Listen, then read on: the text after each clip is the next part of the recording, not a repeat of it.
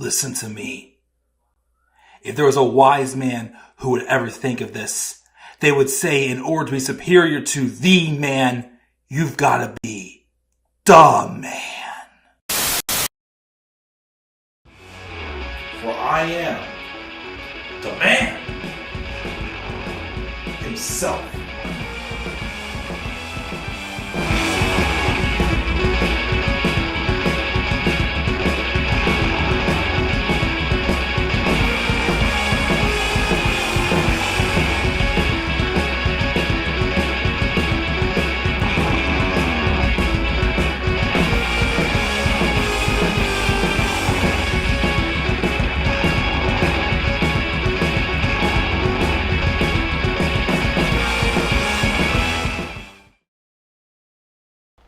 That was weird.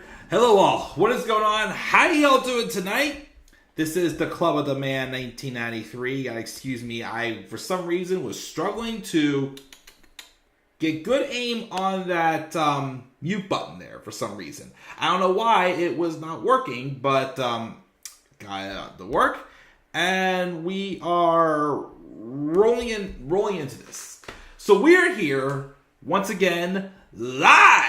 This is the Club of the Man 1993, and we are once again live as I am trying to go live more often, the most best I can, especially on the road to WrestleMania 40, but we are live here again on YouTube to talk about this week's episode of Monday Night Raw, the March 4th, 2024 edition, which it was my deceased grandfather's 103rd birthday, and today's actually my grandfather, who's still alive's birthday, who's turned 81 years old today. So it's week of grandfather birthdays for me. But anyways, about personal life, this is my live review of Raw. Again, this week's show took place in San Antonio, Texas. For those who have not been there, San Antonio is a nice city. I've been there one time for a day. It was really a nice experience for me.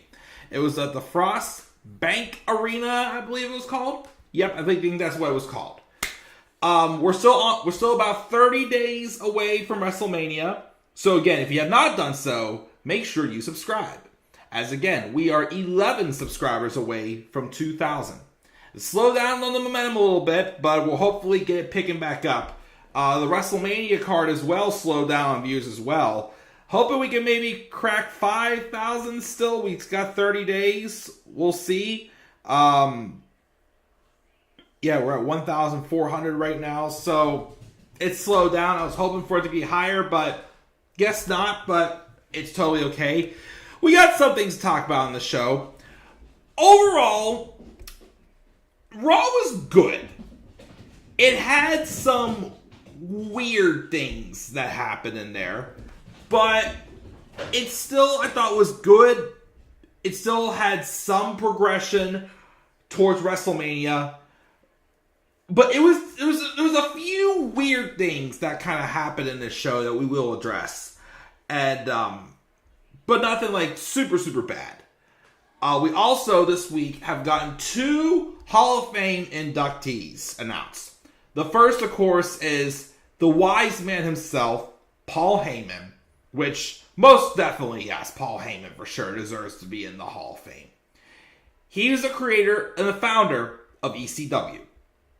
Which, despite the fact he's not one of the original creators of wrestling, that definitely helped take wrestling to a whole other level.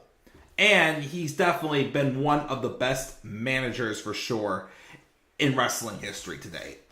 Well, not just today, altogether in wrestling. And Bull Nakano as well was announced today going into the Hall of Fame. I'll make sure to post about them on Instagram to congratulate the both of them. Bull Nakano, I don't know too much about her because I didn't watch a lot of wrestling. Well, I didn't watch wrestling back then either. But I know Bull Nakano, I can't remember what WrestleMania it was, but had the first good women's match that I thought took place at a WrestleMania. So definitely, I think she definitely deserves it as well from the few things I know about her as well. But that's 2 great inductees into the class of 2024 Hall of Fame so far. No Bray Wyatt yet, though. I'm a little surprised. I hear Triple H has full control Unless if the headliner is not going to be announced first as usual, maybe they'll be announced last. I mean, Paul Heyman as a headliner, though, would be really good. But, you know, I do feel they should give it to Bray this year also, for sure, with his passing last August, sadly, unfortunately. But we'll see, of course, what happens with that. But first, we got to check the live chat. And make sure, of course, if you're in a live chat, make sure you slap a like on the video as well. We've got two of my best and most loyal subscribers, Mark and Tyler. How you guys doing today? Tyler's playing 2K24. Very nice. Mark doesn't get why not make the Intercontinental title match a ladder match. And remind me of something WWE is supposed to be PG. So what was it with the dirty joke R-Truth told? Little strange, yeah, when they tease stuff like that, but you know, it happens. And he also wonders if Bray Wyatt's going to be inducted this year. I think he should. I really think he should this year, to be honest. At some point he will. Again, even though it's sad that we have to only induct him in because he's passed away, because I still think he had so much more he could have done had WWE not handcuffed him. But, you know, unfortunately we'll never be able to see what could have been. But Hall of Famer, yes. Hopefully it happens. Again, maybe it will be announced last. We'll have to wait and see. But yeah, thank you guys for your stuff in the live chat. I'm going to get started here. Again, if you join us later in the live chat, again, slap the like button and also hit that subscribe button. Again, hoping to still have 2,000 by WrestleMania 40. If not, it'll happen soon. So let's roll in and talk about this show. We opened up with another promo from the American Nightmare, Cody Rhodes. As we first got a recap of the Rock's counteroffer this past Friday on SmackDown, teasing the tag match with the stipulations to it. He comes out and he does his usual intro, and he talks about his expectations for his WrestleMania match against Roman, but can't get deep into it because he's got a distraction that stings quite a bit. Wonder if that was a little nod towards Sting. By the way, they did mention at the beginning of the show that Sting, in fact, has retired, and they honored him. They basically briefly said a kind word about him. Pat McAfee even said, the match last night was good, and I'm like, ooh, you're pushing the boundaries there, Pat. But, you know, that was still very nice of Michael Cole and Pat McAfee to mention. But of course, he's addressing The Rock and his whole promo and points out he did not accept the challenge for a singles match. He ever so eloquently spun that and changed the conversation like the master politician he is. Hell, he might vote for him. And he can't dismiss his words entirely. They had a conversation where he poured honey into his ear and said the people don't want Cody versus Roman. And this is for the people. They want Rock and Roman. Then the people started chanting something else. And of course he lets the crowd start lead the way in the We Want Cody chant. He heard that WWE officials heard that. And The Rock heard it. And decided to call us all crybabies. But now The Rock has issued an entirely different challenge. One that includes his friend. Yeah, he does believe they're friends now. And it's time for him to come on down. The World Heavyweight Champion, Seth Rollins. Seth comes out in another weird looking outfit. People are calling it an electro banana. Comes out, does the usual intro, which I feel like I said before, but whenever he says welcome to Monday Night Rollins, is he saying Monday Night Rollins or Monday Night Rollin? It sometimes sounds like he's saying just Monday Night Rollin. But Cody talks about their alliance, that he didn't think he was going to be on Mania until that stupid PowerPoint saying the Anyawai family was better than any of them. And he had to go back on their word. And now Seth has to face the only other guy besides Roman who has pinned him since coming back, Drew McIntyre. So what he wanted to say here and in person for everyone to see, Rock and Roman, two Mount Rushmores of wrestling. He understands, though, if he wants to focus on Drew, and he's not on board with having his back. Seth thinks about it for a moment, and says he respects Cody giving him the out, but he will take care of Drew. Rollins said he told the world last week that some things are bigger than them. And taking down the Bloodline is the biggest thing they can do right now. Not just Cody's story that ends at Mania, it's Seth's too.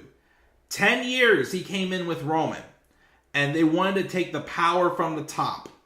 And Rollins wanted to give it back to the people. But Reigns wants to keep it for himself. Problem, though, is they're this close. With The Rock and the Bloodline, we're this close to Roman having absolute power. He doesn't know how Cody feels, but he's kind of over The Rock. He hasn't been the people's champ for a long time and thinks he's come up with a new name for The Rock, which this is kind of where I thought I kind of cringed a little. He decides to dub The Rock, even though the crowd was chanting this. I don't know. But he then dubs The Rock Diarrhea Dwayne. And I kind of cringed at that, because that sounds like a Vince McMahon thing.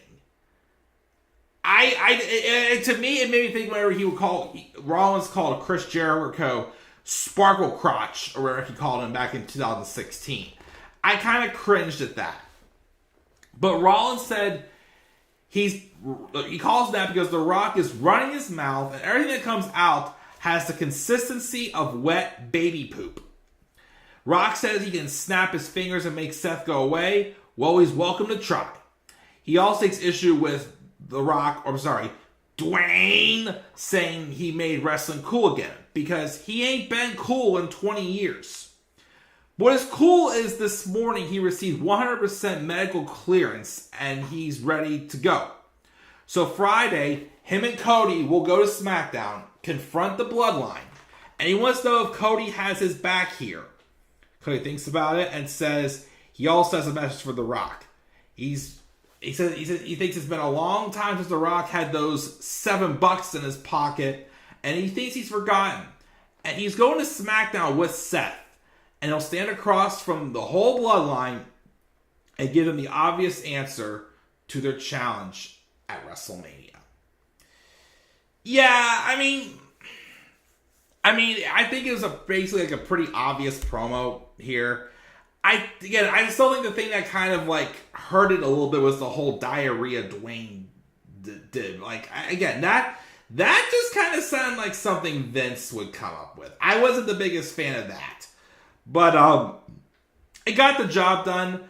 I'm just starting to wonder, a lot of people are mentioning this on Twitter. Will the history between Seth and Cody kind of take into play this? Because you still think it bothers Seth Rollins that Cody's beaten him 3 times and Rollins hasn't beaten him once. I'm pretty sure at some point we will get the match. Again, WrestleMania is just not the time. But I do wonder if that will kind of come into play as well. You never know. Although, again, I still am thinking Seth's going to take time off after WrestleMania 40. He really needs some time off. He is beat up. But we'll see what happens Friday, as we're getting the pretty obvious answer that they are going to accept the challenge, of course. But, of course, the stipulations are going to be crazy. I definitely agree with a lot of people say that I'm probably more invested in that tag match than Roman and Cody one-on-one. I mean, don't get me wrong, that'll be good. Which, again, either way, whether it's Cody and Roman one-on-one with no blood, everybody barred, or what if it's Cody and Roman Bloodline rules, anything goes. I'm not gonna lie, I do kind of want to see... I am just kind of itching to see what would happen with Bloodline rules and all the chaos in that. I mean, they still kind of tease that, like, everyone's still somewhat working together in that main event, but we'll go there in a little bit.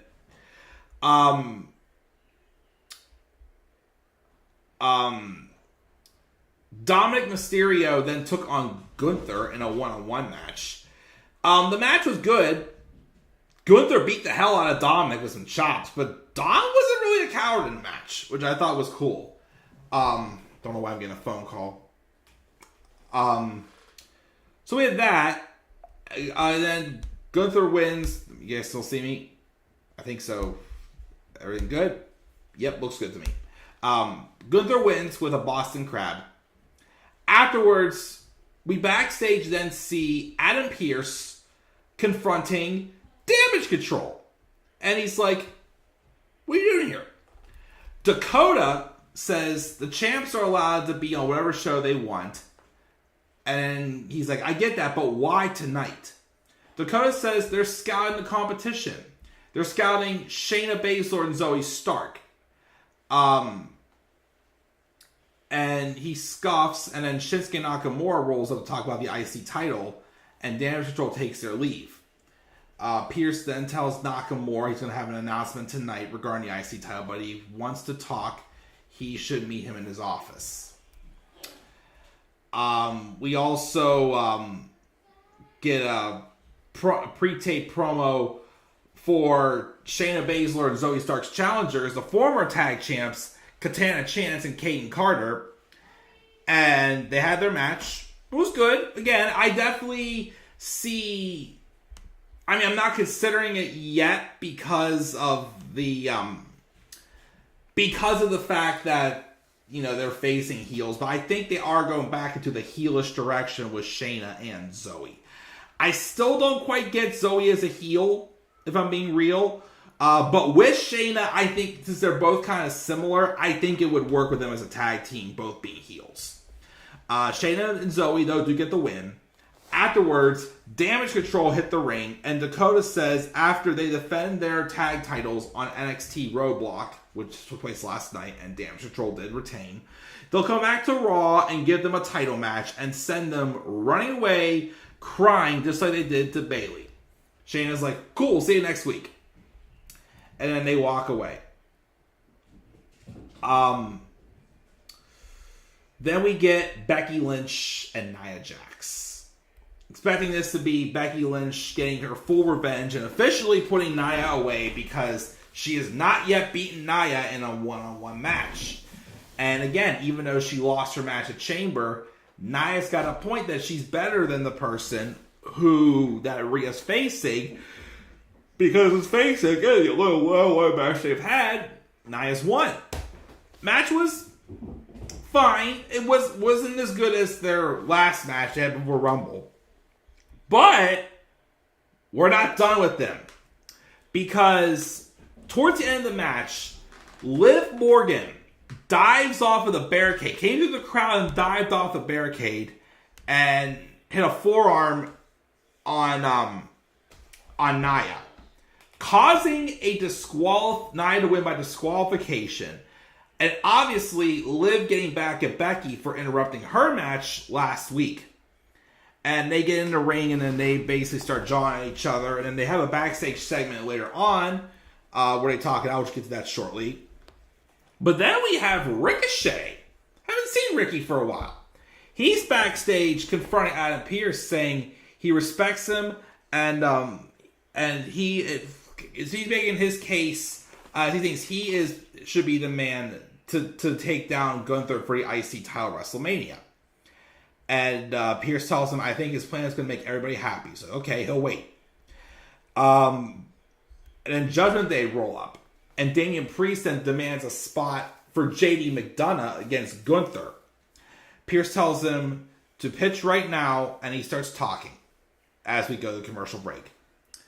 Liv and Becky bicker last week, and then they agree to just take care of it in the ring next week. So we're getting Becky and Liv next week. I'm hoping, because they are teasing the hell out of a lot of multi-man matches for Mania, which I don't want a ton. Like, if they do, like, the ladder match for either the IC title or the or the United States title, I'm fine with that. But, like, Rhea and Becky needs to happen one-on-one. I would be okay with Sami Zayn somehow getting into the world title match that I predicted in my card. Because, again, we have seen Seth and Drew multiple times already. Adding in Sami would kind of be something a little bit different. But, like, even the tag title picture is kind of teasing multiple people in some ways. Which, again, I don't like to hear. It's like, you don't need to have every single match be a multi-man match. So I am kind of hoping that this match with Becky and Liv is just kind of like a character setup for next week. And, like I said, they could maybe turn to Liv Morgan heel or something else. But just don't make it to where they make Rhea's match at Mania a fatal 4-way. Rhea and Becky is the right match to do. Rhea's going to win, so just cool off and let it go. Adam Pearce then does explain his plan for Intercontinental title WrestleMania. He's got 6 deserving men: Sami Zayn, Ricochet, Shinsuke Nakamura, Bronson Reed, JD McDonough, and Chad Gable. And they will next week on Raw have a gauntlet match to determine the new number 1 contender for Gunther at WrestleMania. That is still very tough for me to predict because I have this gut feeling they're going to give it to Sami, which I don't hate, but I really want it to be Chad. Chad has not had a singles title yet. He also hasn't really had a WrestleMania moment yet. I think the long-term story here, especially with, the fact that last time they fought, Gunther made his daughter cry, I think they gotta go with Chad. Again, I shouldn't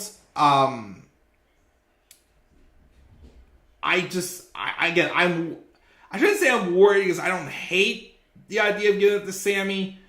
But again, Sami's had his moment already with the tag titles with Kevin Owens last year. I really think it should be Chad. Someone else who wouldn't mind getting a shot too, probably won't though, Andrade. He made his Raw return match, his first singles match since returning to WWE. And he took on Apollo Crews. Hey, Apollo! It's been a long time.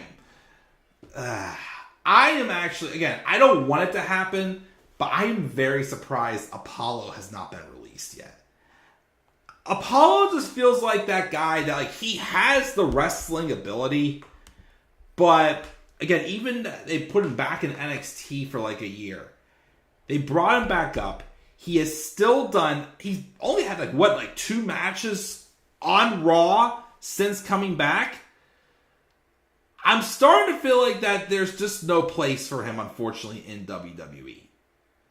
So I've kind of lost the faith and hoping that Apollo gets his shot. But he put on a decent competitive match with Andrade. Andrade, though, does win, as Andrade should have won. And we move on from there. By the way, I did forget that Apollo was the one who did dethrone Andrade from his U.S. Championship reign in 2020. I forgot about that. Sami Zayn has an interview backstage talking about how he has a path now to WrestleMania with this gauntlet match. And then Ivar and Valhalla roll up and complain that Sami's in the match, but Ivar isn't. And Sami challenges Ivar to a match later on tonight. Then we had this interesting backstage segment. So there was 3 tag teams back there. Candice LeRae and Indy Hartwell were chatting about their goal to challenge for the tag titles. Natalya and Tegan Nox are also talking about them too, but they're talking about regrouping after they tried to eliminate each other at the Royal Rumble. And then Ivy Nile and Maxine Dupree roll up and start talking to each other. But Candice LeRae says maybe she's got the right idea. And maybe she says like, maybe we have to just do whatever it takes. And then she kind of started talking a little trash on Maxine Dupree. And says, you can't even lace my boots. And this comes right after apparently Maxine Dupree was booed at recent house shows. I kind of like that. It was 3 teams that have some tension between them, which, okay, we don't want them all to break up, but it's a little bit of character development there. Kind of a little bit of like a punch that Candice has kind of needed, because since she's coming back, she's really had no character development. Indy Hartwell as well, I still feel like is a little green. Ivy Nile's great. Maxine, though, we all know she's still learning in the ring. And Tegan and Natty, though, are awesome. But, yeah, kind of a little interesting little flow there. I'm not going to let that segment go to sleep. That was actually interesting. This one was a good match, but it was weird. Judgment Day took on Imperium. 2 heel teams in a match on Raw. Thought maybe they would save it for a later date, especially since Imperium just got a big victory over New Day last week. But Judgment Day won, which, okay, we don't get too many non-title matches where the champs lose anymore, at least. That's one positive I'll give. But booking's a little weird because later on, well, I'll get to that later. We're trying to stay in order here. But first, Drew McIntyre has an interview backstage after Michael Cole does give a little video package about Paul Heyman being in the Hall of Fame. Drew's being interviewed and says how Seth is a spotlight junkie, hopping from comeback to comeback, from CM Punk to Cody Rhodes, now to The Rock. At this point, he don't care, and he's going to put him down at WrestleMania. He apologizes to Jey Uso because he knows how much he needs his victory tonight. But there's no way he's going to let him beat Drew McIntyre. There's also a backstage where Rhea and Io kind of run into each other, and Rhea says, "Stay out of my territory," which, don't know what that was about. Sami Zayn took on Ivar. Match was fine. The big highlight of this match was beforehand, Michael Cole, who marks out about Valhalla's antlers. Valhalla put the antlers on Michael Cole. I should have put that in the thumbnail, too. I forgot about that. But the match was what it was. I mean, it was good. Again, I have been intrigued by Ivar in this singles run. He's taken good advantage of it. Sami, though, does get the win. Again, as he needed to get a few wins. But afterwards, though, someone else who was in that gauntlet match, Bronson Reed, comes out and hits a 747 splash on Sami. Or, I'm sorry, the Tsunami! Obviously being teased as a big threat to win that gauntlet match. What will happen, though? We'll see. Like I said, the way this booking is, I don't see why they wouldn't have Sami win next week. Man, I really want Chad. And then, of course, we got, speaking of which, we had this promo. Well, first, Gunther's being interviewed, says that Dominic spoke a big game last week, and he gave it to him that Dom stepped up, but the match went how it went. He talks about how he's elevated the IC title, and he's flattered to see the cream de la creme of Raw competing for a spot to be humiliated and outclassed by the Ring General. Here comes Chad Gable. Gable says he's sick of the condescending smile on Gunther's face. And everyone else, this gauntlet match is just a path to WrestleMania. But for him, it's a path of redemption and putting a smile back on his daughter's face. I want it so bad to get it, but I think they're going to do Sami.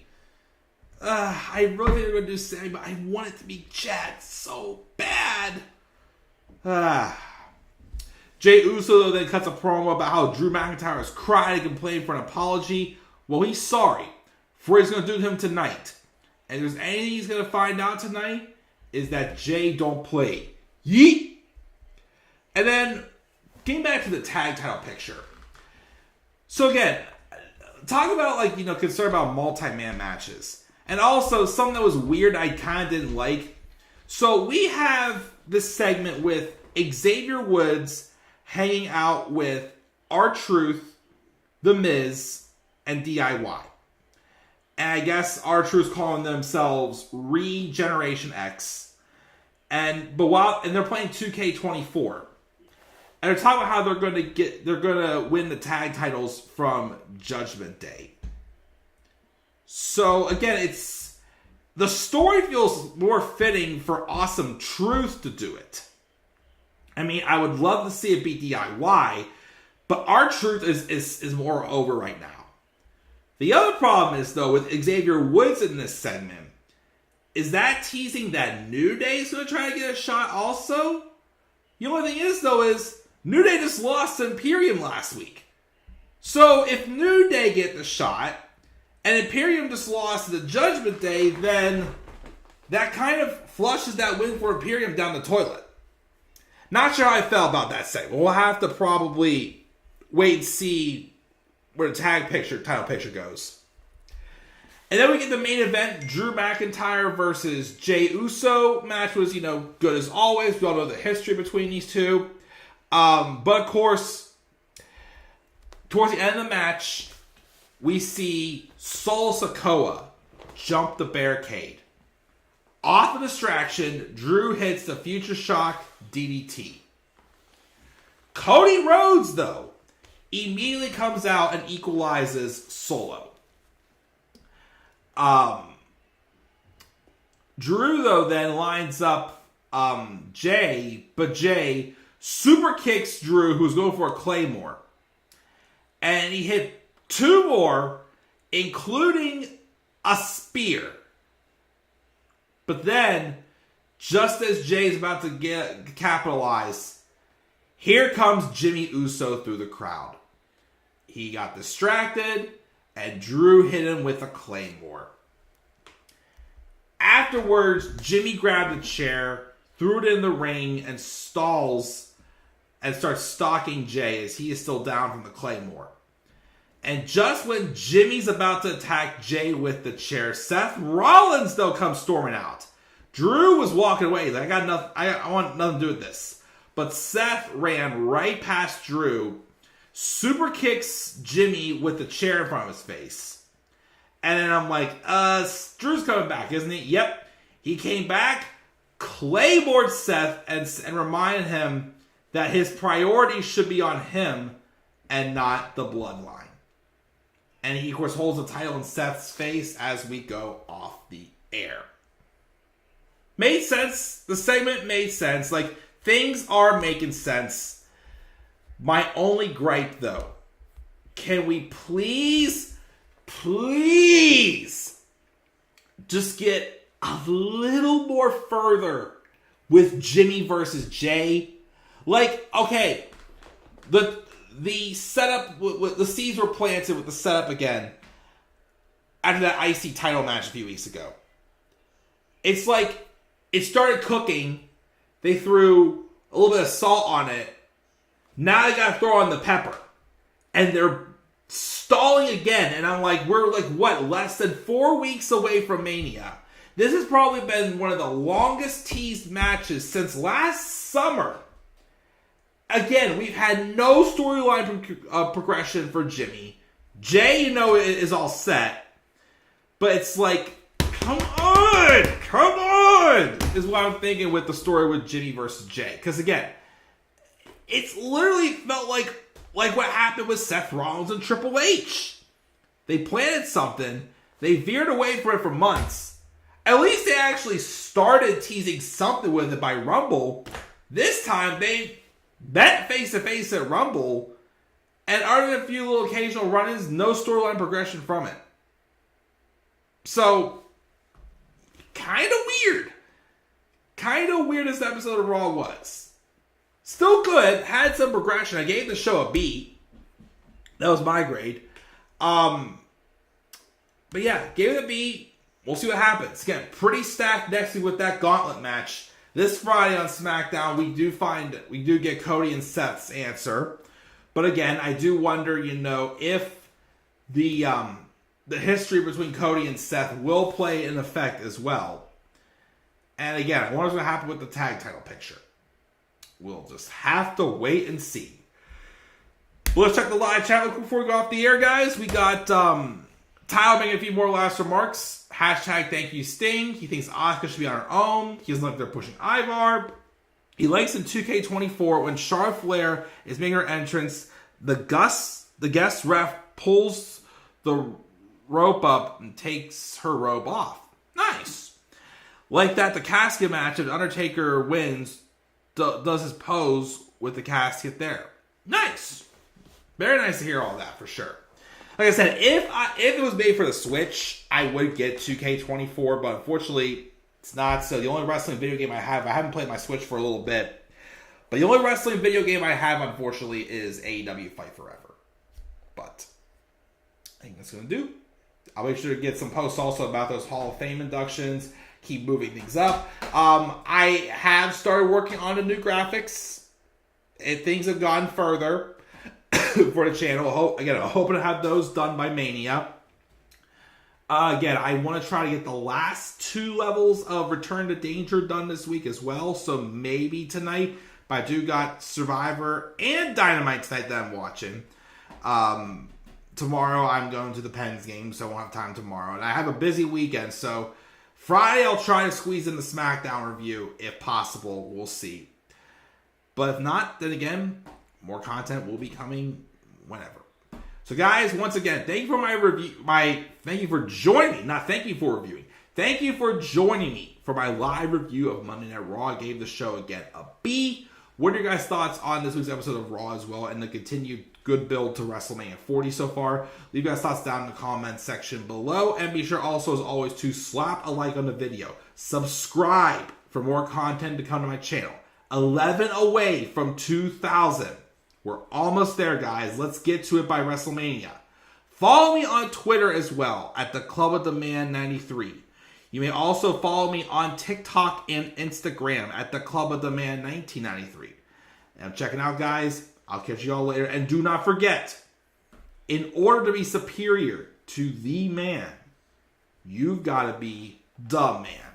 And for I am the man himself. And that is not just an opinion, my friends. That is a fact of life. Yeah!